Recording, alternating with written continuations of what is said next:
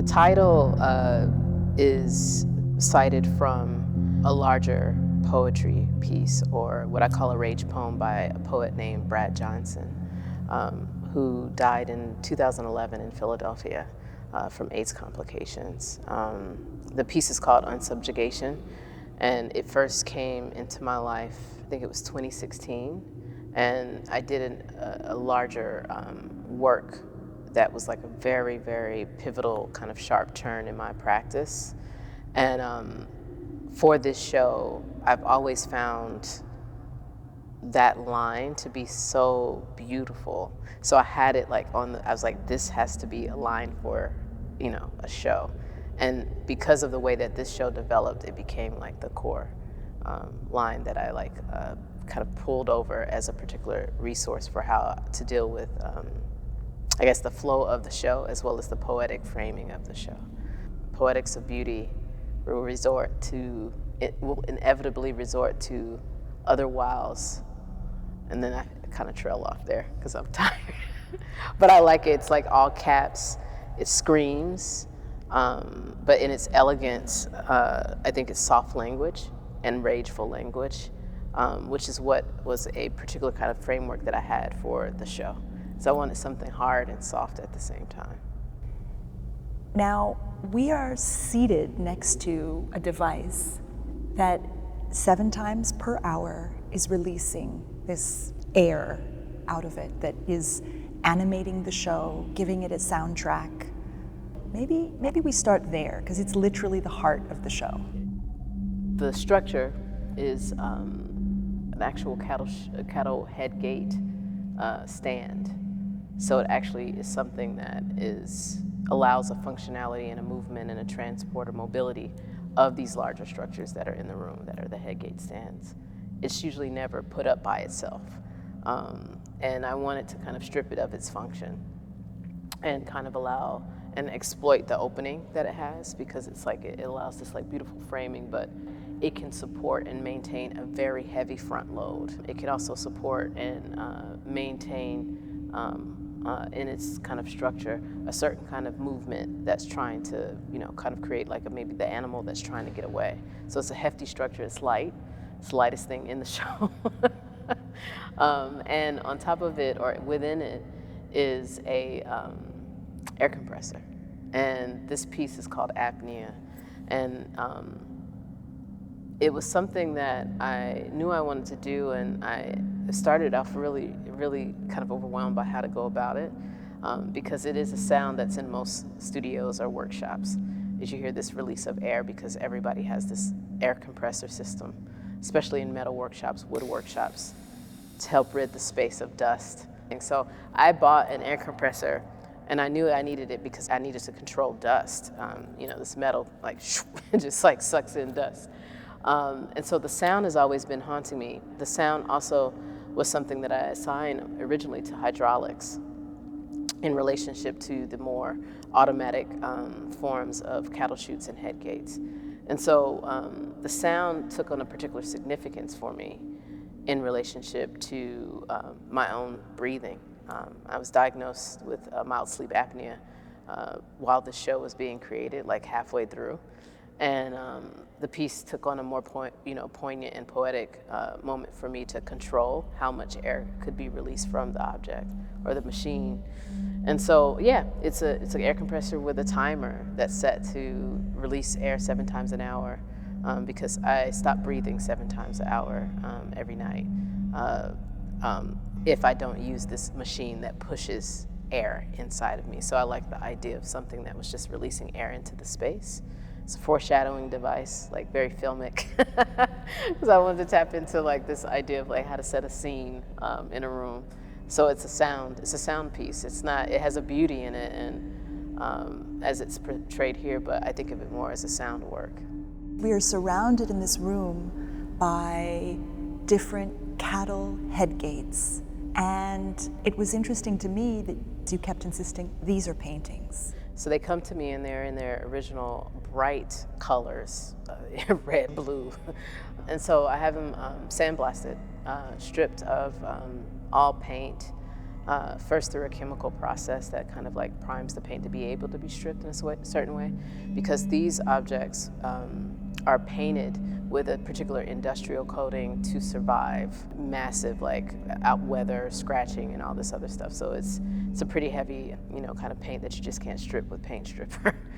To preserve and to stop the rusting from going any further, I go through hand painting the entire structure with this Rust-Oleum. It stops rust and kind of, creates a particular barrier. But in this case, I'm using flat black, which is a difference from what I've used before for other objects. This one, I can shape it a little bit more. And so that becomes the desire. Like when I was in here, I reshaped some of it for the light of the space. So the paint can be pushed in a particular direction with the kind of brushes that I use. And in this case, when you get closer to each individual head gate, you can see a certain kind of directional touch. My interest in using these objects is that it does pose an open question. I don't even know if I have successfully arrived at a statement. Other shows I have statements. This one I still have a lot of questions, and I think it's a good move for me.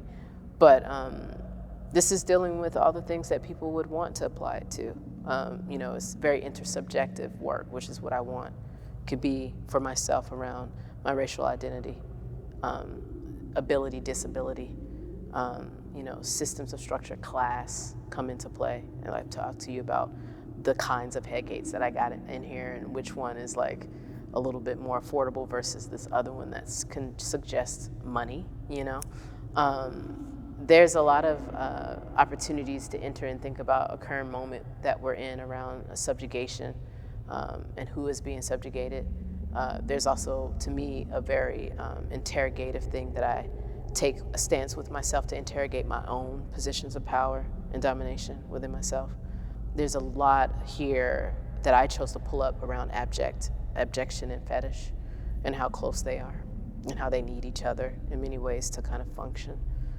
We are surrounded not only by these really hard, minimal machines, but interspersed around every single one of them, you've surrounded them with these soft, floppy, leather straps that you've made yourself and that each of them bears poetry.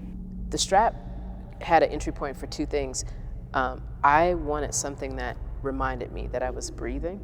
And it had to deal with like this, I was dealing with so many artists who had died. And there was something where I knew I was gonna go into this particular engagement of an ordeal path, or what we refer to an ordeal path within like the SM community, which is like kind of like, a series of acts that are very like particular to kind of ascend or transcend different ideas around pain, clarity, notions of bodily awareness. And so I put myself through this month-long ordeal path to work through language and text that Brad was doing to figure out, to see if I could make a harmony between what I was reading and what I felt, right? And that strap was the consistent reminder of life, because there's something that you can get into that's very euphoric or, ecstatic, when you're going through different acts that transcend the idea of the act itself. It takes you to a different level of like awareness, pleasure, pain, thresholds that cross over and become something that's more pleasurable. The works in the next room take a shift toward leather paintings, a new advancement on leather paintings, where I apply a Japanese rope bondage technique called Kenbaku-bi, which is generally performed on another figure, and is simply a form of beautiful binding or tight binding with rope.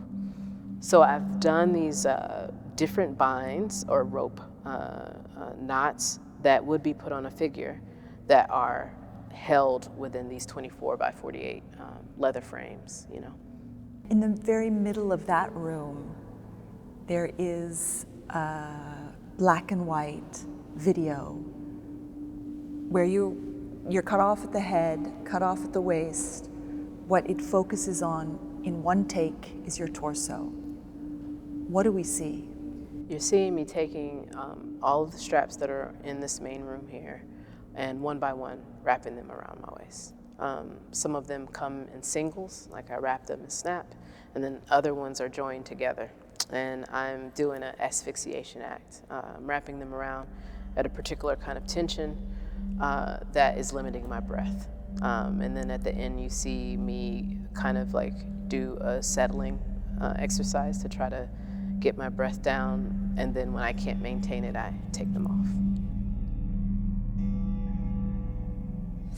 That last work was a last addition to the show, you know. It was something that, again, I'd never seen it.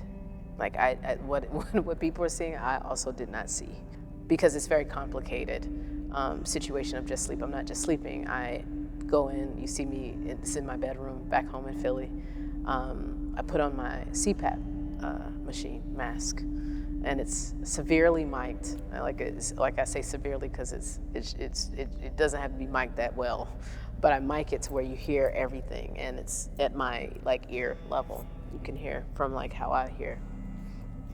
And I put this the CPAP mask on, and I hit power. It's what I have to do, and then I lay down. And the machine is very interesting in the sense that it starts at a low pressure of air. And it becomes reflexive when it realizes that you're going to sleep because your breathing changes.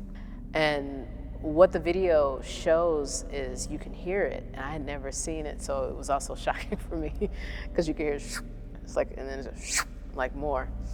But I'm asleep, and so it crosses over into a different kind of engagement, because there's a consensual aspect with the CPAP. You know, we got to get in bed. We have to, you know, get away from the lover, and it's like kiss you before I put this Darth Vader thing on, and then you hit the button. Lay down, and then it goes into a little bit of sinister thing where you go to sleep and it starts working on you. And what people don't know is that my doctor controls that machine. It's like, so the piece that's a little harder, the hardest for me, of course, not for what people would think, is that piece. Because it turns it, like I don't see myself, like in a way, like I don't see my figure in a way that people would think like I'm looking at myself and nitpicking on that. I'm seeing I'm hearing my breathing. Like I can hear the machine correcting my breathing. I can see a bit of the resistance that happens in the beginning before it levels out. And that is the difficult part, because I need the machine, you know, like I need it to be well. Because I can say on the other side, it does make me feel better. But even with that, I don't like that is what I have to do at night, and it's never something that I can get out of my head. You know, and I wanted to show something maybe that is like a little simple, but for me very complicated and very difficult to wrap my head around in the 2 months that I've been using this machine. So.